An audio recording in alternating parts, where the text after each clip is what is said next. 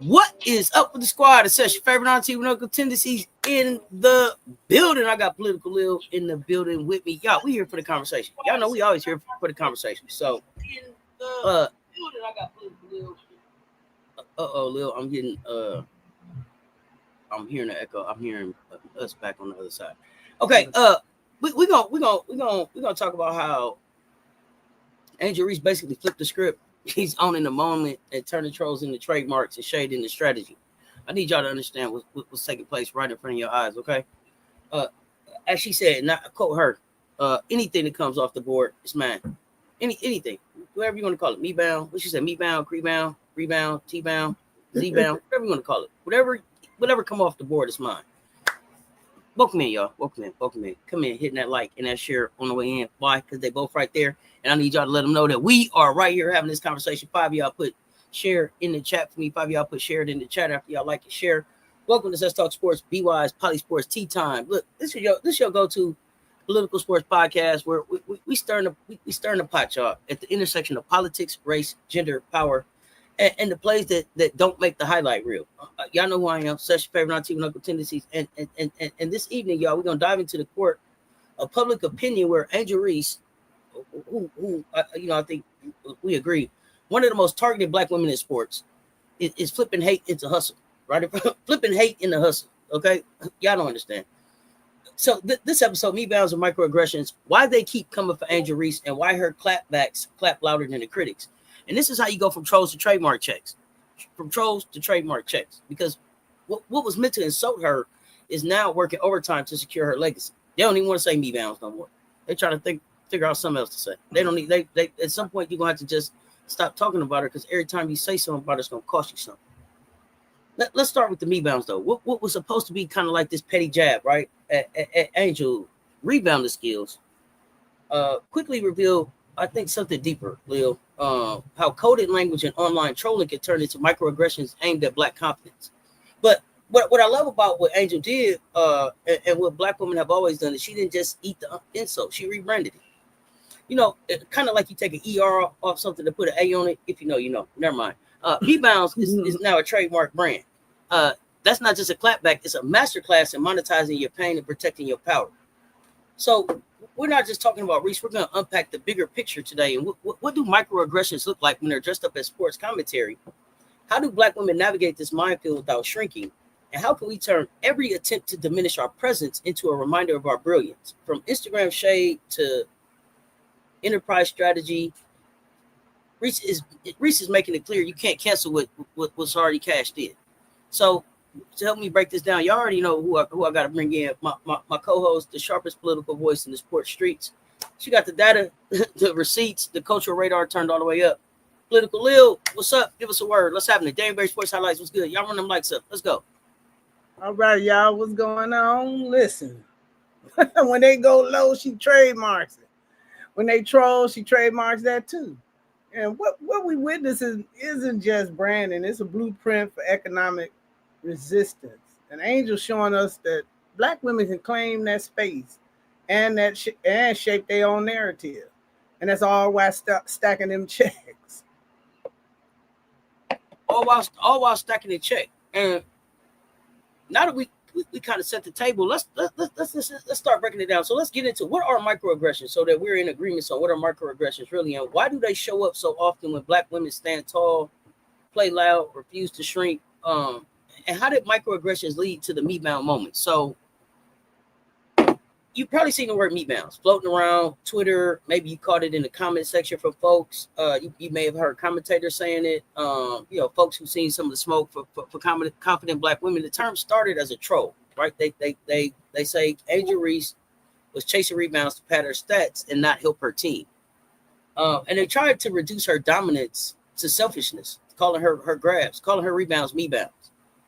But Angel, she didn't just clap back. She cashed in. She went ahead and trademarked MeBounds. That's just not a comeback. That's a case study in how black women flip slander into strategy.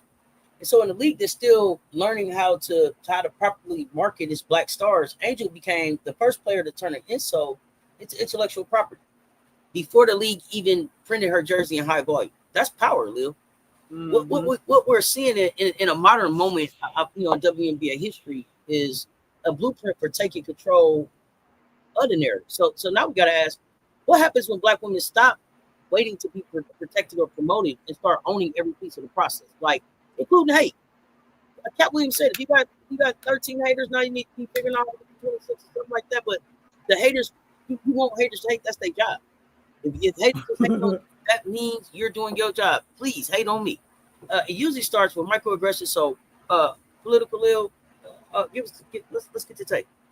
But see, microaggressions, that's that subtle, everyday slights, them insults, them little digs. It's sometimes intentional, but often not. And they rooted in bias. They show up as offhanded comments, passive-aggressive critiques, or that backhanded compliment. And for Black women, microaggressions aren't just annoying, they're relentless. Whether we being called aggressive or assertive, over celebrating, or showing any kind of joy, the message is always clear, and that's to shrink yourself. Now, if you look at it historically, microaggressions have always been used to undermine our confidence. That's the key thing. Undermine your confidence and question your legitimacy, especially when Black women stepped into spaces that weren't, where they not expected to succeed. And we've seen it with Michelle Obama, Serena Williams, Maxine Waters, and now you're seeing it with Angel Reese. The tactic is centuries old. It's coded language used to chip away at a Black woman's authority without ever saying a word, the word racist or sexist. It's control disguised as commentary. So when Angel come out here and flip the MeBounds into a money move, she's not just being savvy, she's reclaiming a space in the world that tries to make Black women earn their right to exist loudly. And that's why this conversation matters. Because microaggressions, they're not just words, they weapons. And every time one gets flipped into a win, that's resistance in real time. So exactly, what does this MeBounds moment, Lil, tell us about how Black women athletes are constantly policed? Which shows that Black women aren't just criticized, when they fail. They're targeted all the time. When they win too loudly at anything. This is not something unique to sports. This happens in corporations, on jobs, and all kind of public sector jobs. Everywhere we go, it's a constant need to police whatever it is we do. And Angel's excellent, they try to reframe that as arrogance and proving that it's a problem with our visibility. It's like they just want us to disappear, like we some kind of threat to the system when we just trying to be ourselves. Exactly. So let's name it, and y'all tell me: have y'all ever turned an insult into motivation or a movement? Let me know. And do y'all even think that it's a good idea for athletes to start trademarking the hate and turn it into a hustle? What do y'all think about just that? Flipping the game on its head like that. But let's name it. Why do they keep coming for Angel Reese? Because I say it all the time. It's bigger than basketball. It's about what she represents: young, bold, beautiful, unapologetically Black, stacking real money in front of their faces, on and off the court. That visibility, that confidence. That's the threat. That's the threat right there. And it's not new. The same playbook we've seen them do it over and over again. Serena, Sha'Carri, Black women who dared to dominate with flair, freedom, fire, flojo. They've always been policed. Angel is the latest chapter in that tradition, but the system, it works overtime to reduce Black joy, to take the swagger out of stuff, and success. It turns success into something sinister. And when you talk about the stereotypes, when Angel flexes, she's angry. When she wins, arrogant. When she demands respect, ungrateful. All of that should sound familiar because they're not just opinions. These are the program responses. These are the ones that come right up like a script. And as books like Brainwashed by Tom Burrell and the Trojan Horse have shown us, these responses are designed to keep Black women in their place. So the question ain't just why they're coming for Angel, it's why the world keeps demanding that Black excellence come wrapped in silence, softness, or shame. And we're not playing that game. So let me know. 1 second, y'all. Go ahead, Lil. Yeah, for years they've used coded language to, bring us down. Tactics like humiliation to ensure control. And that just comes from a long legacy of attempts to control us and shame us for being confident, vocal, somewhat successful. And you look at women like Sojourner Truth to Serena Williams, and these labels have constantly been weaponized to silence, dismiss, or punish Black women who just refuse to shrink. And for Angel, it's not new. That's inherited. And that's why I tell people, a lot of people are so over concerned about the way they beat her up. And I'm like, you can go back in history and this is just a common thing. And I would think if someone knows the history, it was something she was told. This is to be expected when you have this type of success and you carry that kind of swagger and you get on a stage and say you're going to be Black, you're not going to do the Oreo cookie thing, you're not doing the sellout thing, you're not buck dancing and all this kind of thing, then, you in this society, and it's not like this all over the world, but too many places, these are things you have to prepare your mental for because they're surely coming. And the way she came out that NIL gate and then you putting together a blueprint and showing others how they can be successful, how to negotiate with these corporations and stuff. Yes, she's a threat to the system because the system wants us poor with nothing, miserable, because that's where they get their joy. I've never, when you think about it, it's just weird that you have a society that wakes up every morning and just hopes and prays that they could see another group's misery. But that's the society we live in.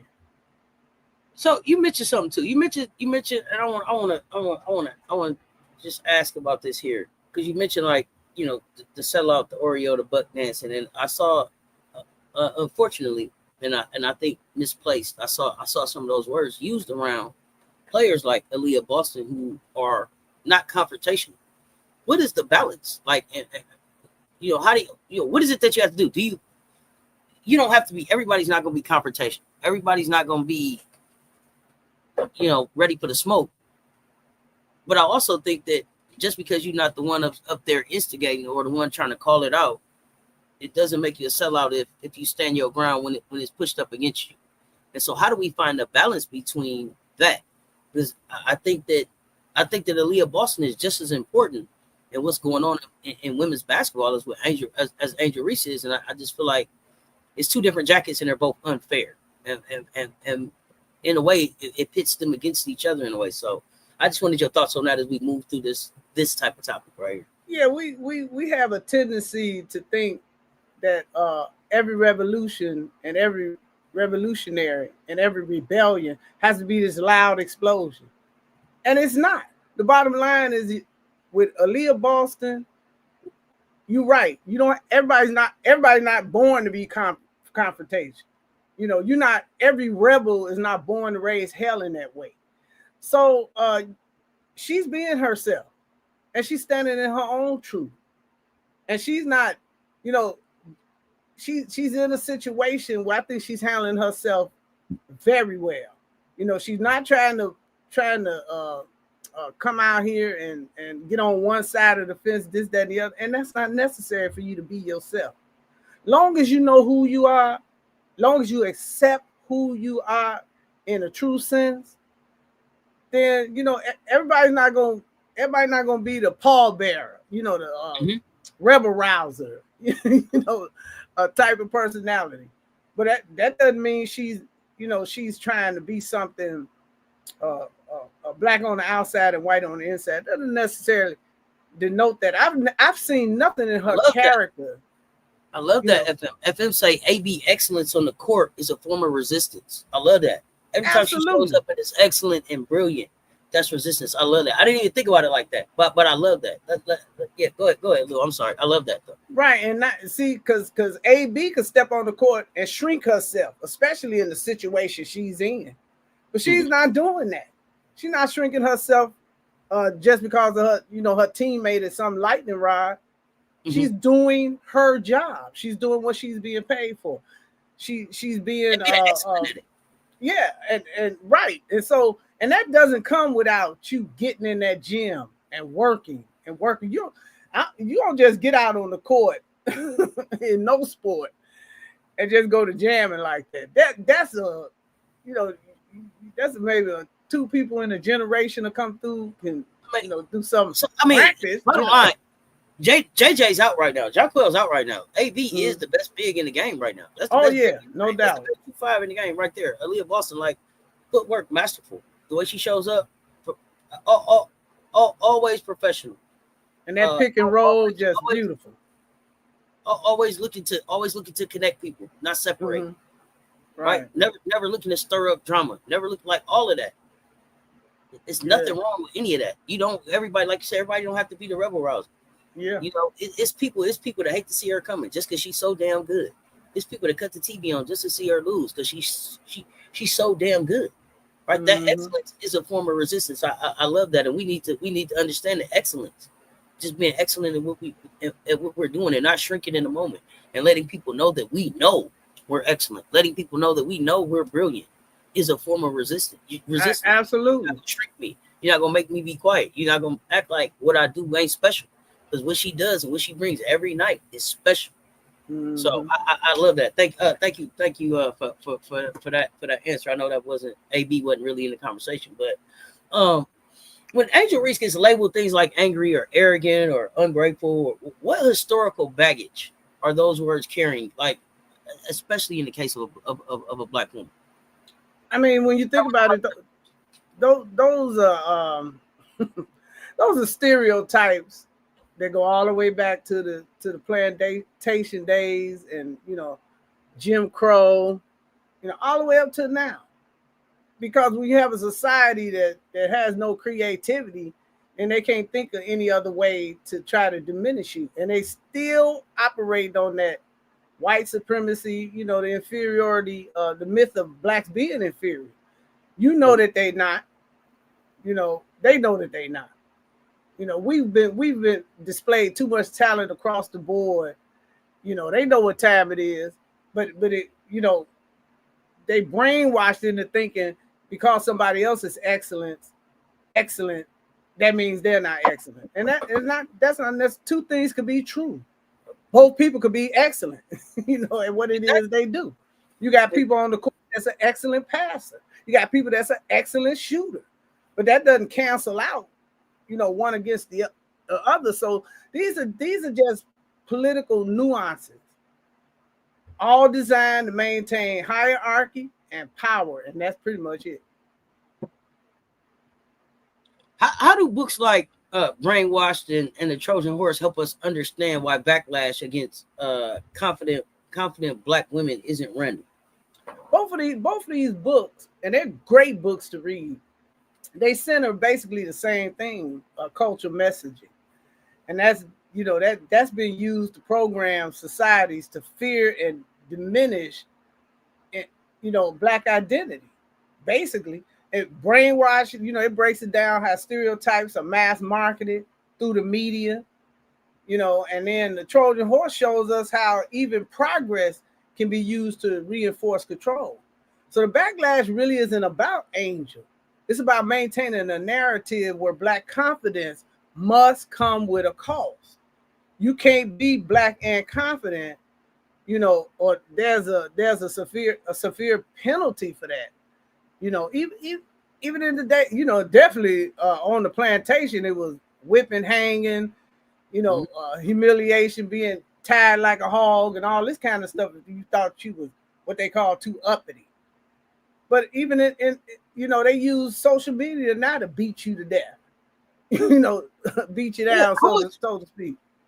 How much do you think what we see Angel being put through right now is about Angel Reese, and how much is it about the ones becoming behind her that might dare try it as well? Oh, the whole thing is to stop a blueprint. What you do not want is a repeat. Right. Let's talk about it. You don't want 10 angels coming behind you, but they come. Right. Because see, one come, then two come, then here come 4. Then here come 8, then come 16, there come 32, there come 64. Never mind, if you know, you know. I might have lived another life another time, but I'm just saying it double up like that. And you don't. How much of this is about cutting this off? Hey, 1, 2, 3, 4, cut it off right here. We don't want to see this coming in here. Yeah, now because everybody that's to come how in here you like dominate. Angel Reese. Y'all all think y'all gonna come in here like Angel Reese with a brand, with a voice, with somebody being able to make moves, make connections? How much of this is about sending the message that don't you dare try it? Don't you dare try it. That's all. But they can't. You know, once the train in motion, it's hard to put it down. See, what they want to do is they want to put fear in people like Flaw J and Fawali and all these people that Juju, Raven, all of them, Raven, everybody rolling with it. What they want to do? The rookie class that came in this year. Yeah, they want to try to see. This is what happens to you if you're too successful. You know, if you living too loudly, this could happen to you. So that's why her beating up is so intense. But you know, the genie out the bottle now. You know, there's nothing they're gonna be able to do about it. And what's happening with us not being an empire in decline, with us being an empire in decline, you got world markets, global markets, you got the African market coming, you know, you got China coming, you got Russia, you know, you got India. There's so many emerging markets for sports, and sports is so global. You're not gonna be able to stop their rise. You know, you might be able to hurt them here, but you're not gonna be able to hurt them in other nations because you're no longer in control. And that's a great point. Remember how?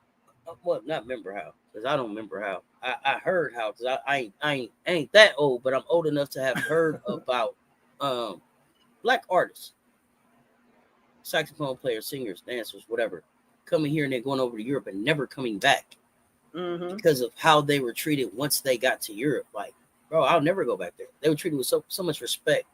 They encouraged to perform, encouraged to be excellent, encouraged to share their gifts. Some of these athletes is gonna get out here into some of these world markets and not come back. But products are right here that could have been right here, homegrown right here, that could be right here doing those things here. But we got to get some things together. But what is the Trojan Horse book? FM is asking. The Trojan Horse book is called The Trojan Horse: Death of a Dark Nation, and the author is Anon, A-N-O-N. And it's a book about how these systems have manifested. It gives you a historical view, and it just lets you know that a Trojan horse, that metaphor, is where they have they had an army hiding in the in something that looked like a gift. It was the wooden horse. It was the wooden horse, and they was all in the horse, and they delivered it like a gift, and then shot them. Surprise! Yeah, they drugged the horse into the they had a fortress that the army couldn't get past. But they drugged that horse in because they was like, oh, they left us a nice gift. They done left. We done beat them down, blah, blah, blah. Yeah. That night, whole army came out of that horse, opened the gate for the other army, and then the city of Troy was destroyed in metaphor. And so what he's saying is some of these opportunities, like opportunity to play in the NFL. You look at my man Shador. Look how they gave him the opportunity, made him come in like he the bottom feeder. Then they humiliating him, embarrassing him, putting out narratives on him, this, that, and the other. So, the NFL could look like progress, but it really isn't. They make you pay a price. Similar to how they be talking about, oh, we're gonna hire these black coaches under the Rooney Rule. And then that doesn't happen. If you need a rule to tell you to hire a black coach, you ain't planning on hiring no black coaches. I appreciate the thought, and I know I get. I think that Rooney's heart was in the right place. Like you saw, you see that some things need to be done, and the Rooneys have tried to just have tried to walk it like they talk it for sure with Tomlin there, but if you gotta have a rule to hire a black one, they ain't. If it's got to be a rule, then you're not really interested. Flojo, Althea Gibson, Williams sisters face the same backlash. Absolutely. Absolutely. I mean, you think about Jesse Owens. This country, set him up to run against Germany because, we wanted to show the Germans who he was tough. And then he go over there, beat them people down, get back here, and they throwing a party for him in New York. They're going to tell him, oh, you can't come through the front door. Hell, a party for me. And then I still got to go to the back door. I ain't coming to the party then. Must not be for me. Party can't be for me if I can't walk through the front door. It can't be my party. All these big wigs there, my man in his tux, he with his wife. And then he get out the limo, come to the front door, and they gonna tell him, oh, bro, you gotta go around to the back. What kind of, this is what I mean by, see, they fooled him into believing you do this for us, we're gonna be good. And they still treat you like garbage. My apologies, folks.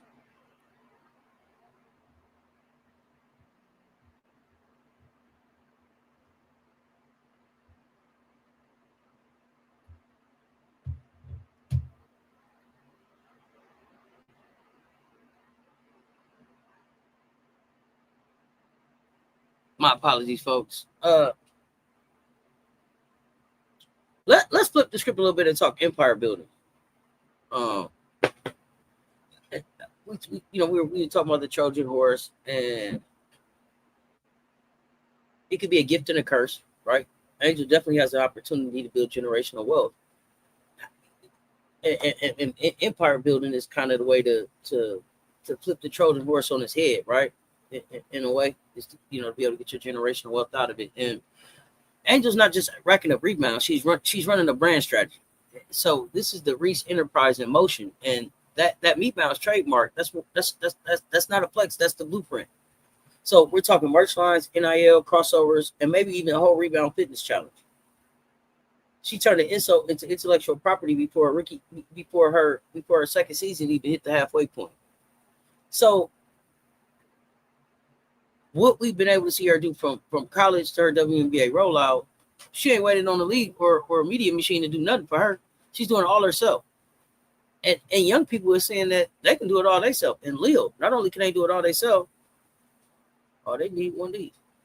They're all they need, one D. Mm-hmm. That's all they need, one D. Right? So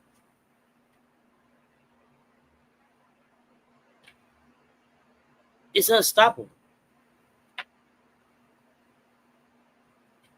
But how do you keep it from being a Trojan horse? Right? It's unstoppable.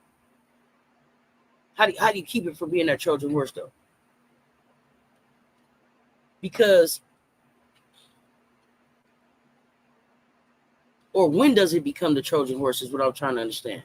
Right? Like the NIL is there. Is it if you don't take advantage, right? If you don't, what is that? From the way that she wrote it out, she posted receipts. When they downplay her, she tweets her stats before ESPN does. The self-branding, the self-defense.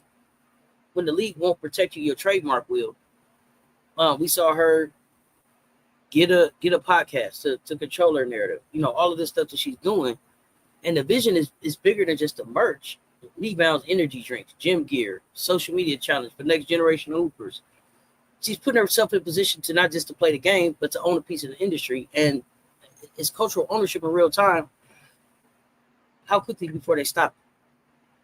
How powerful is it when athletes like Angel don't just play the game, but own their name, their image, and the way the world sees them? Because my thing is going to be like, she trademarked it, and now the next thing is, well, you trademarked it, but you didn't double trademark it.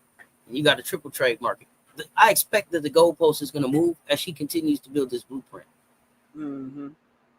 So, but how powerful is it when athletes like Angel don't just play the game, but own their name and their image and the way the world sees them? It's actually revolutionary. Like, ownership means control.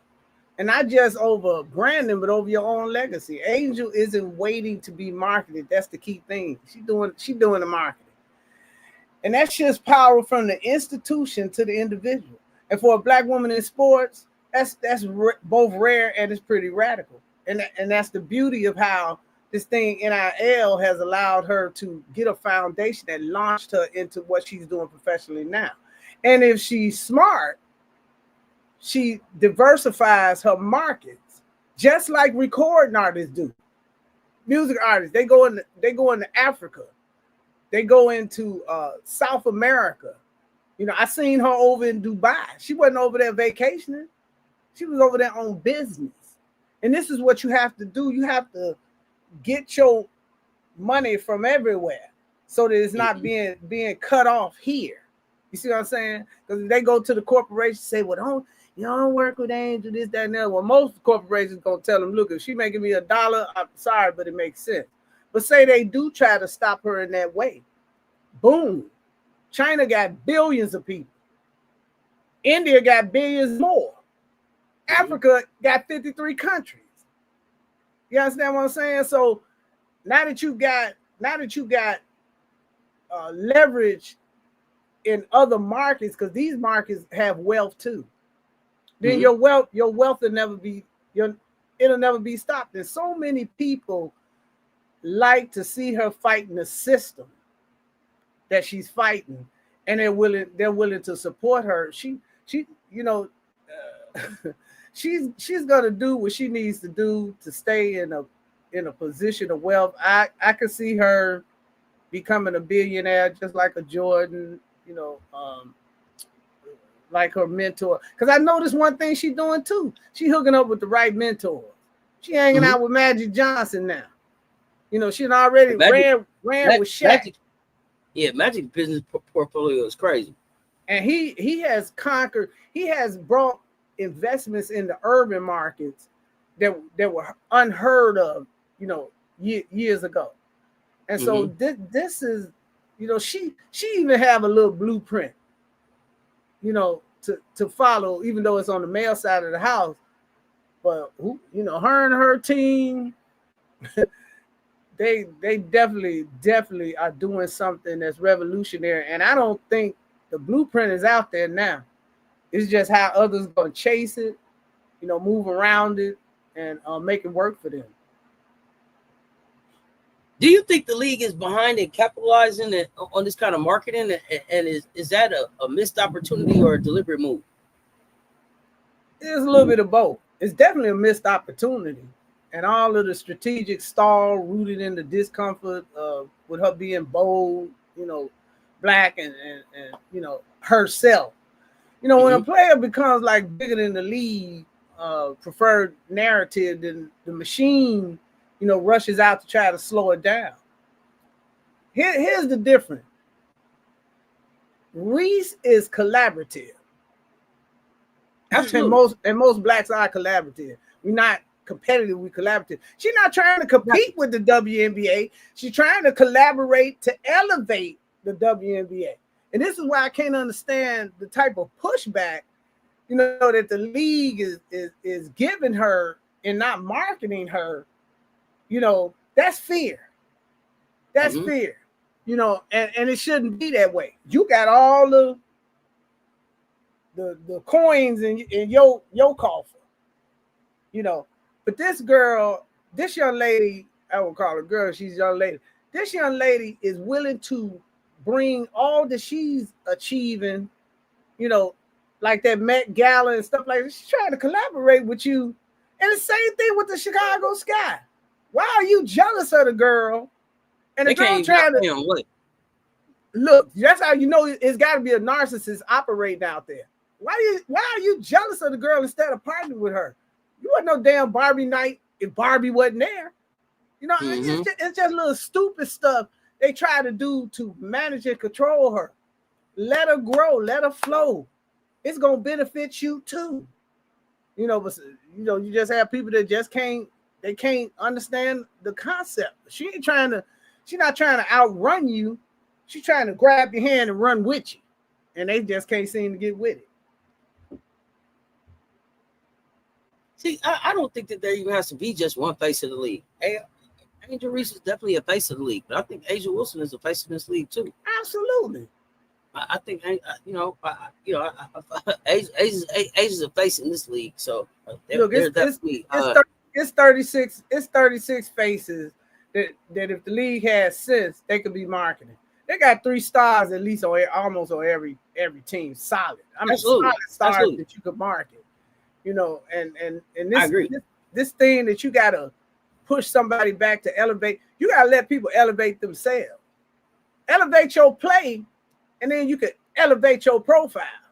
Exactly. You know, but when you do that, but like I said, you gotta keep in mind everything that you see happening has connections to that CBA and how they're gonna try to position the owners to take advantage and continue the exploitation of these young women.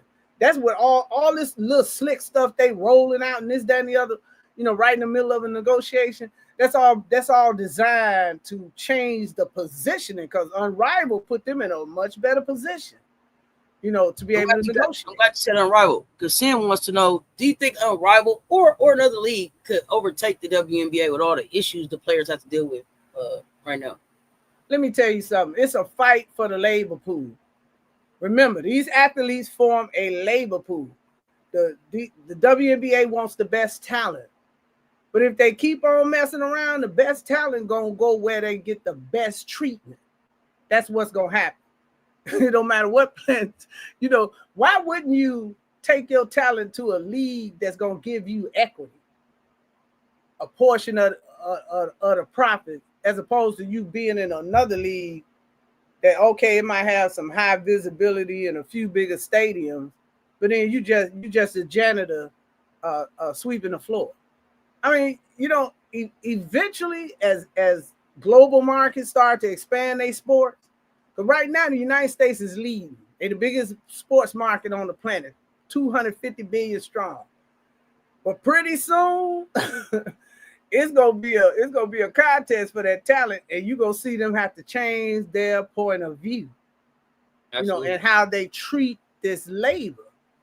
You know, even in the general labor market, you're gonna start seeing people like, look, we need to do a co-op, or, you know, we need to do some, you know, get in on some of the product, because you can't keep running a 15th, 16th century model, you know, that's gonna cause you to get everything burned down. Are you familiar with it?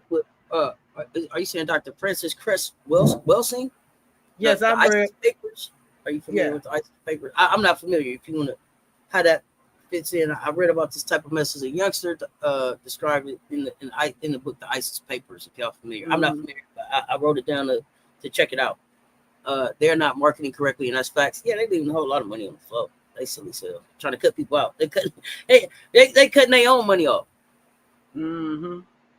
But it's not. Oh, go ahead. No, the main thing they're trying to do is keep control. That's what you all got to understand. You know, they got the money. They own 98% of all the wealth in this nation is in the hands of people who own teams and what you call it, the employer class. So they, you know, that the money is not the concern. The concern is, I don't want you to have a damn thing ever. I want black labor to produce white wealth and no in between. You know, and I don't care if you eat this, that. This nation has always acted in that manner. But yes, man, love Dr. Welsing. Very interesting book. If you all can read that book, it's called The ISIS Papers. It will really blow your mind. And she got a chapter in there on sports.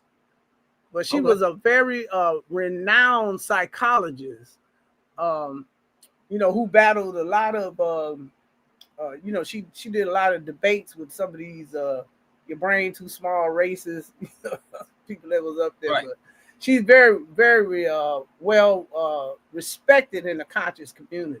So yeah, do check that book out. Okay, you say that the Liberty make the most money right now out of all the teams. Okay. They had the highest valuation, that's for sure.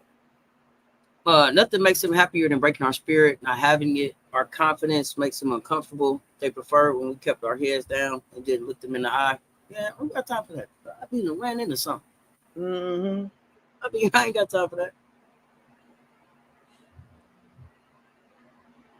I love Dr. Francis Cress Welsing. I have her books. Grand Sea Star. Grandsister. Is that that's what you say, Grandsister? Yep, ancestor. Oh, she left us not too long ago. Man, I think I missed the majority of the conversation. What is WNBA trying to do to water down and control AR and other players? What are they sliding in as far as rules for the CBA? So, Revenue, haven't seen anything there yet. Right now, we just really was just talking about the trademarking and MeBound and then being able to flip, trolls on their head and turn, trolling into trademarks and hating the checks. Rest in power, Dr. Francis Cress Wilson and Dr. Neely Fuller, the real ghost. Okay, another name. Yeah, Dr. Neely Fuller. He laid out. He was the first one that really told Dr. Wellesley that racism and white supremacy was a global terrorist system. And it was. I mean, it is. It's all over the planet. Been infected with that man. So yeah, she, Dr. Neely, he broke down those systems. I have his book called the Compensatory Code. Then they sent another one, Black Labor, White Wealth, Dr. Claude Anderson. Dr. Claude Anderson. I'm not sure that the WNBA could even get good marketing material since the players are putting up with so much. The unrivaled marketing was good because the players were happy and paid. But the other part, though, saying is, I ain't even got to come up with a whole marketing. These people market. No, ain't nobody gonna market you better than you. Their marketing is the access. Their marketing is cutting their TikTok on and letting people in because that's what people want now. That's the art. That's the marketing. All they got to do is be able to partner with them. They don't even have to worry about marketing. When they cut their camera on and you see they got on the leotard and the Lux tee and whatever. Now their businesses want to partner. I don't even got. I done made a commercial for you. All I got to do is say WNBA and put a hashtag and do some other stuff and be willing to work. But you also have to be able to go back and see some of this real content that they're doing on the WNBA platform. The WNBA platform, that content be lame. You know what I'm saying? Anytime something breaking the WNBA, you gonna find it out on ESPN or Fox Sports 1 or TikTok or X or Instagram before the WNBA even tell you. Somebody else gonna be there posted and told you all about it before the WNBA can even get up on their website, they YouTube, any of their socials. That makes 0 sense to me. 0 sense to me. Well, all of the access that they had, how have you not said to Angel at least, hey, Angel, help us hire a marketing team? Or could your team give us some pointers? Right. Sometimes you got to be able to learn. Come in and do it. My shortcomings are here. This is what you're really good at. But in order for me to be able to say that this is what you're really good at and acknowledge that gift, I have to be able to see you as a person first and respect your talent to be able to say, yeah, I see you and I want some of that. But they're not even willing to do that shit. They got you. They too busy trying to paint her in a bad light. Meanwhile, she cashed checks all over the place. and it's ridiculous. The WNBA could get out from up under the neck of the NBA. Up under the foot of the NBA if they would try to make some money outside of the NBA. They didn't even try to think outside the box at all. So the narrative that they pushing is they don't really want no money, as far as I'm concerned.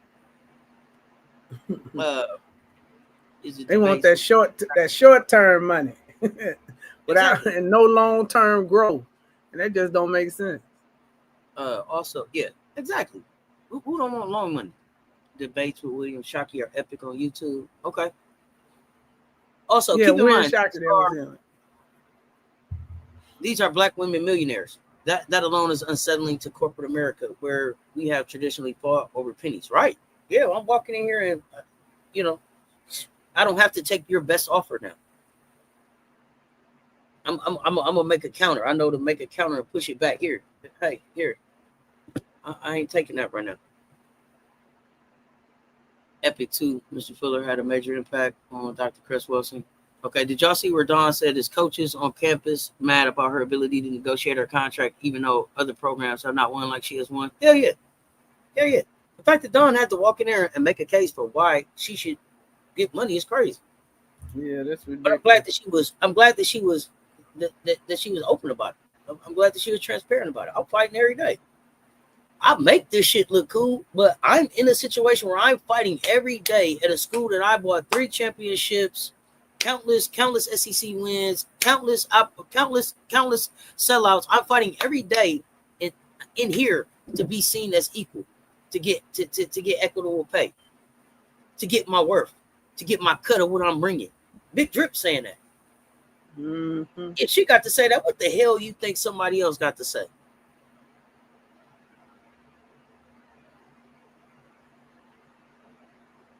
It's crazy. Underdog posts more stuff on the W than the actual W Twitter. You hear me? You said who trying to watch the WNBA though? Where they gonna get the money from? Oh man, bro, this is a lot of people watching the NBA. Another good book by clinical psychologist Dr. Naeem Akbar. That we all she get is Chains and Images of Psychological Slavery. She get is Chains and Images of Psychological Slavery. Okay, write that one down, y'all. Akbar. But Kathy isn't worried. What? Hold on. About learning or putting good pieces around her. The goofy part is they scheduled all the games in the same time, but how? Okay, let me say this, y'all. Check this out. Check this out. Where the WNBA messed up is that they missed they're not understanding their fan base. So I tell you all the time, the games are at the same time and stacked up like they are because TV blocks, that kind of stuff, right? The NBA and the NFL get away with it because most people, when they tune into the NBA, they tune in to see their team or a couple players play. NFL, your team is gonna play, and then you're gonna catch. If your team is at 1 o'clock, you'll watch the 4 o'clock game and maybe the 8 o'clock game Monday Night Football, right? You're gonna catch them games.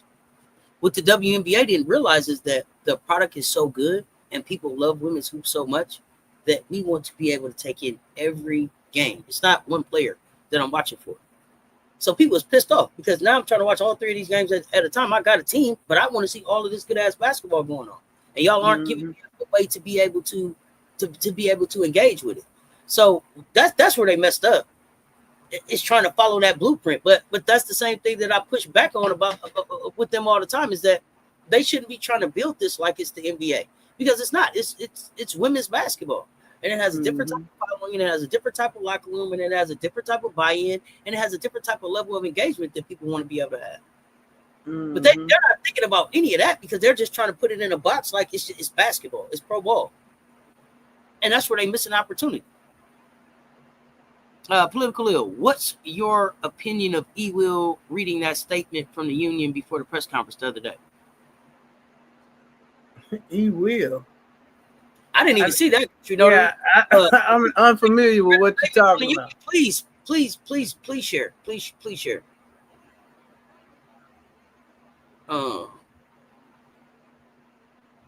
Yeah. Let's go. Exactly. You couldn't understand why they were doing that. Yeah, let's talk about that. And as far as like Brutus and Chris, I don't know where your parents are, but they shouldn't have y'all loose in my chat playing around without putting that on my Cash App. Somebody get their kids out of my chat. We ain't got time for that. Y'all ain't talking about nothing.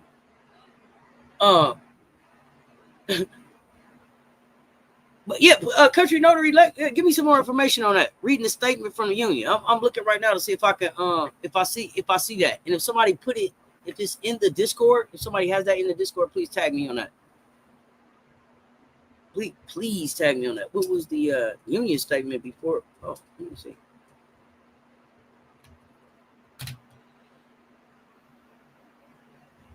I'm gonna check for that one. Y'all let us know as we start to move forward here. Like you were saying, it's about, like I said, I think it's about discouraging other players from building a brand like that. But hold on, here we go. So this is 3 days ago. We will read the statement. Yeah, because she's part of the negotiation team. She's the secretary. She's the secretary. The current system is unsustainable. The players are fine. Oh, one second. I'm pulling it up. Here.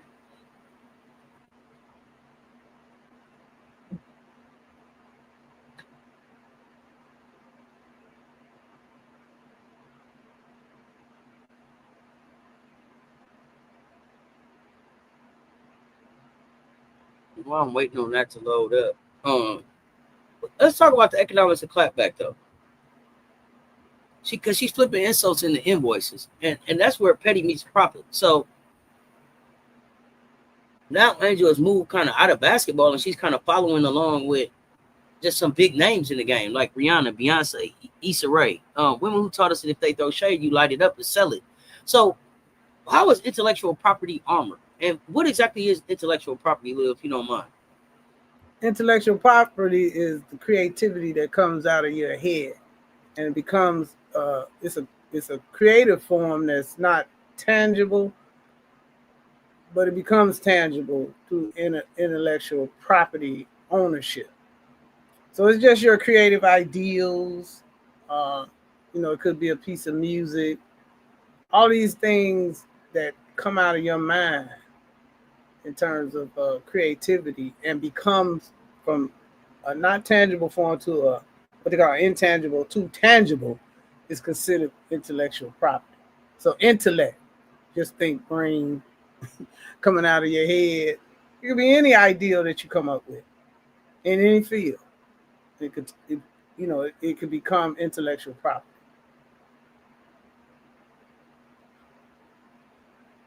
Right.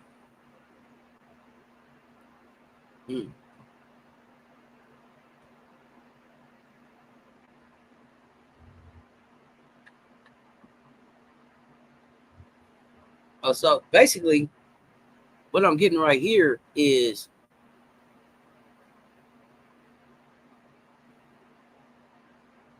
it's 25 days to the All-Star game. Clock is ticking. The players union is saying that they understand it's a defining moment for the W. The league is growing. They want to grow with it. And it's time that the CBA reflects our true value. We're fighting for a fair share of the business that we build. It's business. We're not fighting for anything unreasonable. We're fighting we're fighting to share in the growth that we've created. Every category across the business has grown: media, rights, ticket sales, team values. The only thing that's still capped is player salaries. So we deserve a fair share, and we're demanding salaries that reflect our true value again. It's business, and it's nothing wrong with that. I think that's fair. Your thoughts on that, Lil? Well, the in every labor market, the ownership wants to lowball you. That thing is that's what exploitation is. I want to exploit your talent, your productivity, your ideals for my profits. So if I'm paying you 100,000, I want to be able to triple the amount I make off of you. And people are not, that's becoming an old-fashioned colonial ideal is going out of style. People are wanting to partner. This is what I was talking about when we talk about partnership. They want a partnership. They want equity. Because if you don't own and control nothing, then your life is going to wind up not being nothing.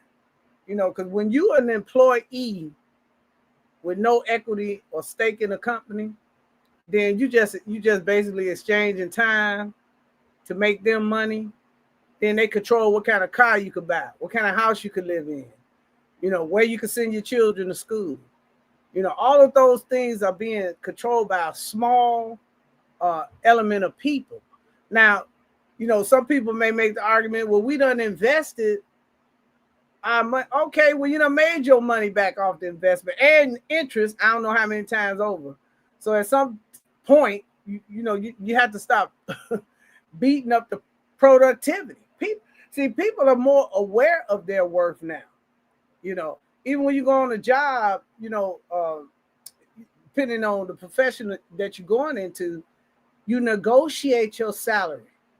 So that's all these players are trying to do. Nobody coming to see you, Otis. I haven't seen one person buy a ticket to come see an owner. So people, the fans coming to see me, so the value is in me, in actuality. And they don't even have to be subsidized. They should have been got off from up under the NBA with bad management. But let me tell you this, Cess. People cry about they being subsidized.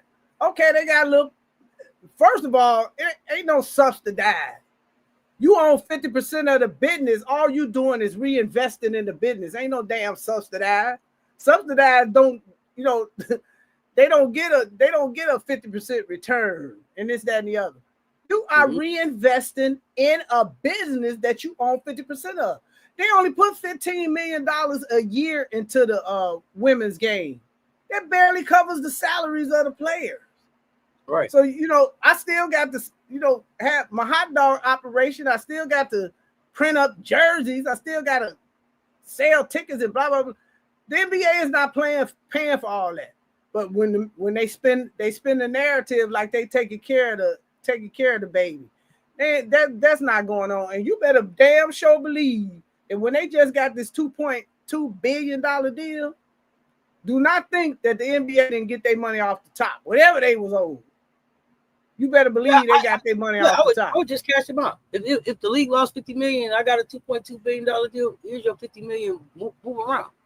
And see, that's another thing. You all keep believing they losing $50 million a year. Where's the proof? They don't let the players see their books. So I know damn well you're not seeing their books. They could tell you anything. You have no idea the kind of money they making.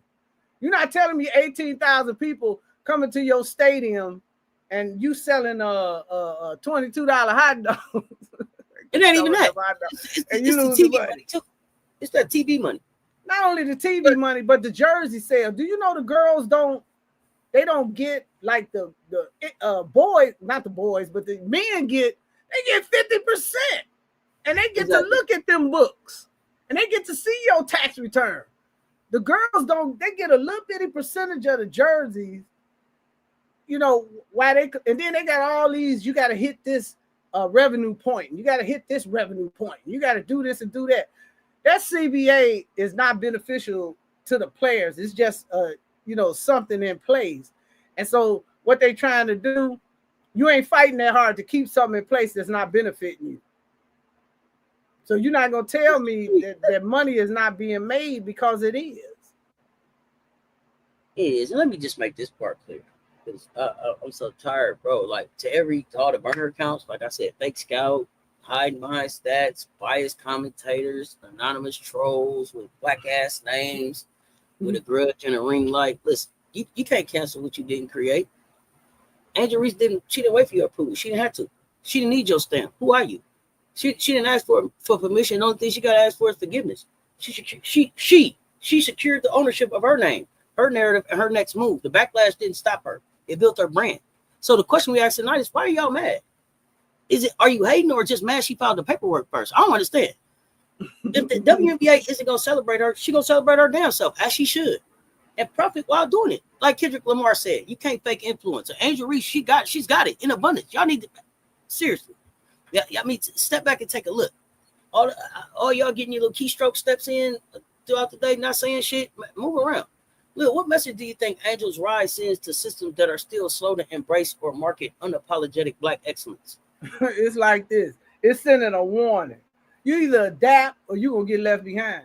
And Angel is proving that Black excellence doesn't need institutional approval to thrive. And that's the biggest threat she is to the system. She's showing that visibility, power, and profit can happen outside the gatekeeper. Because the league ain't made her money. She making the league money. You know, that's the threat. It's a system. You gotta understand, labor markets are built on control. But you're not controlling her. And let me hear from y'all. What would y'all say to the troll agents if y'all had the mic right now? What would y'all say to the trolls? Do y'all think cultural influence like Angels should force the WNBA to rethink how it promotes its stars? I do. Oh, absolutely. Yes. Because like I said, they need to shift from that control to collaboration.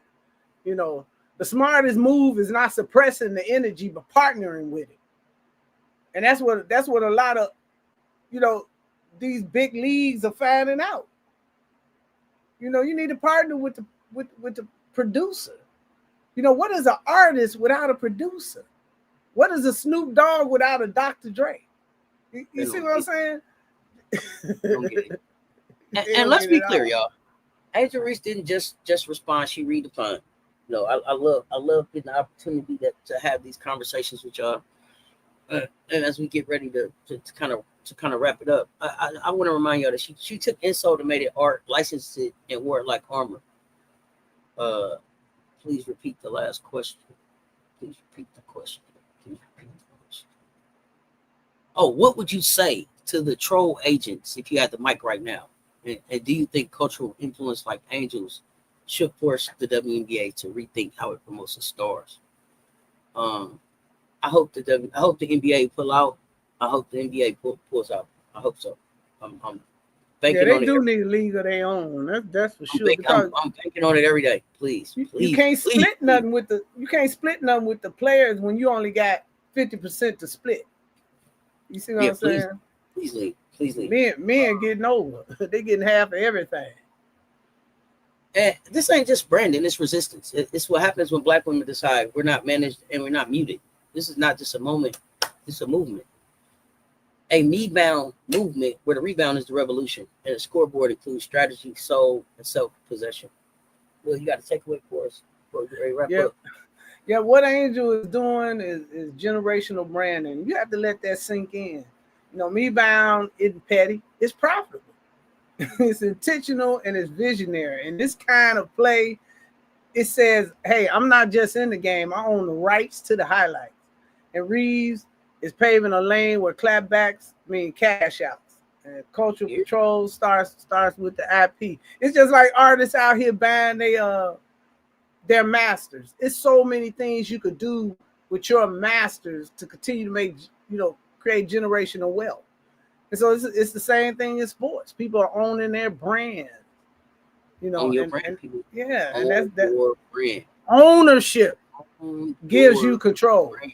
Own your brand. I don't care. Here's the thing, Chris. I don't care if they're not profitable. I want you. The WNBA is not currently profitable. The league is estimated to lose around $50 million in 2024. They just signed a $2.2 million deal, whatever that is. $2.2 billion. Everybody that think like that, please take your $50 million off the top and go back and watch the NBA. We don't even know why y'all keep showing up over here in the WNBA business. Please go on back. Please go on back. I would love for the NBA to just pull out and move on. But I bet they want to do it. Here's the thing, Buzzer. I'm okay if the NBA pulls out and CC leaves. I'm okay. Mm-hmm. I'm okay with that. I think that women's basketball is taking off in a way that it sustains itself anyway. So I'm ready to bet on it. If you can make the call to make it happen tomorrow, let's do it. Let's do it.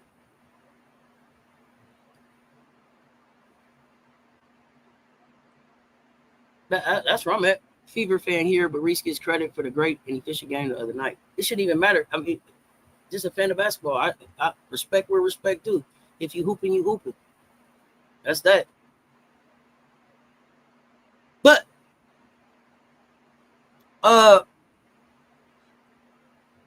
like you said, let's get our after these conversations. Y'all know at the end it's always about the solutions for me. What are the call to actions for our PoliSports Tea Time supporters? Support athlete-owned brands. Use your platform to tell the full story. Repost, license, protect your ideas, and always be your own highlight reel. Be your own highlight reel. They thought they had her against the ropes. Angel is an employee and a successful entrepreneur in front of her boss. They have no power or leverage over her. That's a dangerous person to them. Oh man.